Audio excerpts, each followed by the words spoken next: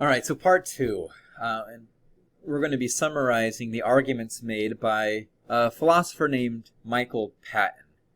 Now, Michael Patton, after reading Hardins Argument, wrote a rebuttal paper, and he gave himself the pseudonym Hardin.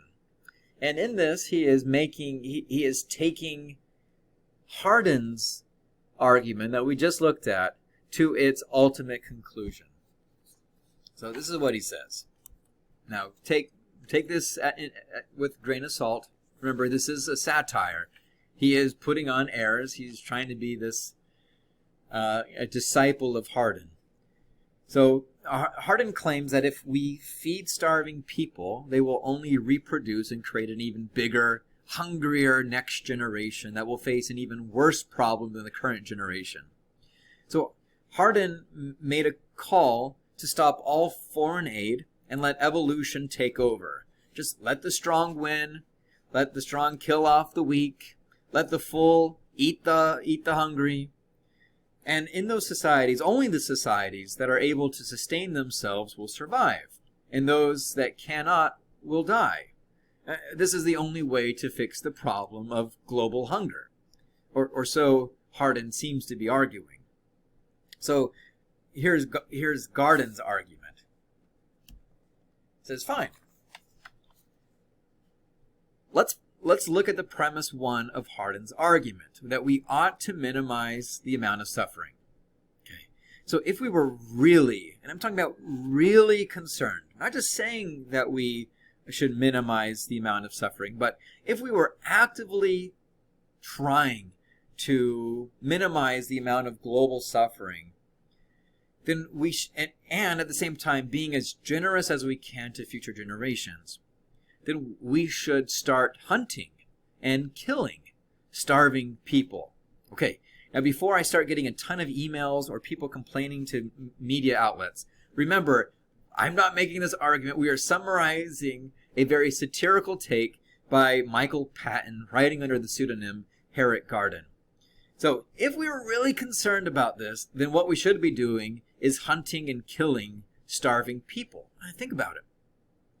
Third world countries should be inviting rich Westerners.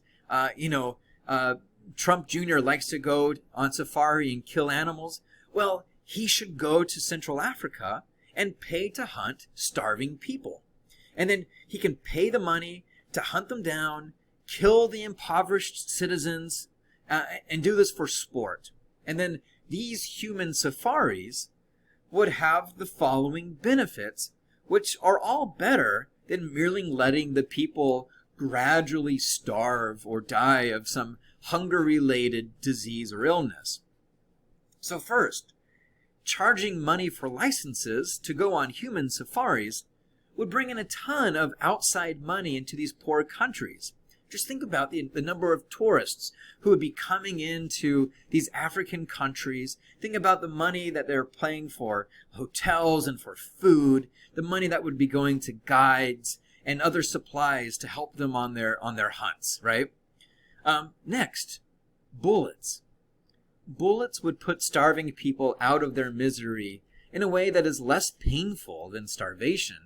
Have you been hungry before? Starvation is a slow, agonizing death. You're just like miserable and slow, and you can't get up, and you're just waiting for your body basically to eat itself. But a bullet, now that is an ethical, quick way to end people's misery. And third, human safaris would reduce the excess population quickly. And this would benefit future generations in those countries by increasing the amount of resources that could be allocated to each person, and thus increasing the quality of life there overall. So the faster we kill off hungry people, other people in those countries could benefit by having access to excess foods to increase their quality of life. All right, this is sounding like a great idea. So clearly, obviously, if we're taking Hardin's argument and we are being truthful to it, then we should be hunting and killing the poor. Really, hunting and killing the poor painlessly and quickly would result in even less suffering than if we just let them die a slow, agonizing death due to starvation. And what Patton's article is actually, clearly this is a satire. I know I've said it like 5 times, but I just see this video being shared on popular media and someone saying, oh, look at the liberal leftist professors trying to indoctrinate our students. I'm not trying to make you hunters and killers of the poor. But we are using this to be critical of Hardin's argument, which on its surface seems to make good sense. But let's consider the implications of his argument. So, if we take this to its logical conclusion, this is clearly absurd. This conclusion is absurd. So, killing the poor is clearly morally wrong, and therefore there must be some type of flaw in Hardin's original argument. That's the key here. There must be something flawed in this reasoning. Now, it's our responsibility to put our finger on what that might be. Something that for us to think about is there a difference between doing harm and allowing harm to happen?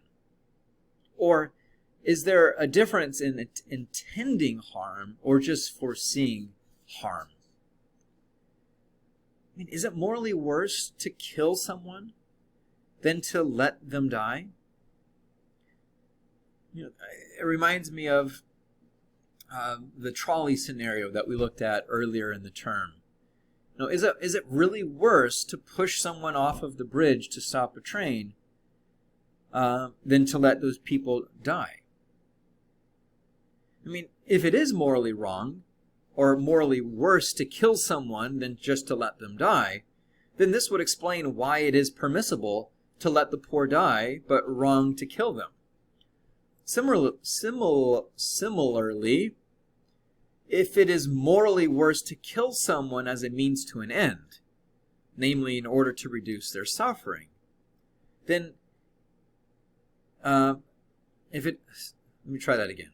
If it is morally worse to kill someone as a means to an end than it is to merely foresee that their death will occur, then again, we have some reason why not donating to help starving people is permissible, but killing the poor is not.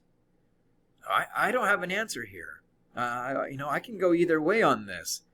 What is worse, letting someone die or killing them? On one hand, I can see the justification that you're ending their suffering. It's the humane thing to do. But is it? Well, in our next video, let's look at some objections, additional objections to this argument. And we're going to be looking at ways of connecting this a little bit more closely to the shallow pond analogy that we looked at in the previous lectures.